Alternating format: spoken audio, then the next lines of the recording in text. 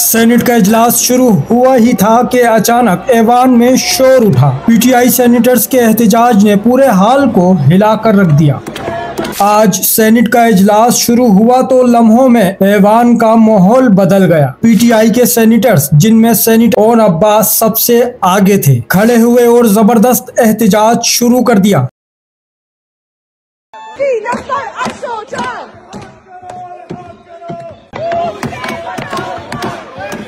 नारे तेज होते गए, शोर बढ़ता गया और ऐवान में एक लम्हे के लिए भी सुकून ना रहा। सूरत हाल इस कदर गर्म हुई कि चेयरमैन सेनेट कुर्सी छोड़कर बाहर चले गए। ओपोजिशन का दावा है हुकूमती रवैये के खिलाफ ये एहतजाज मजीद बढ़ेगा। कमेंट सेक्शन में अपनी कीमती राय से जरूर आगाह करें।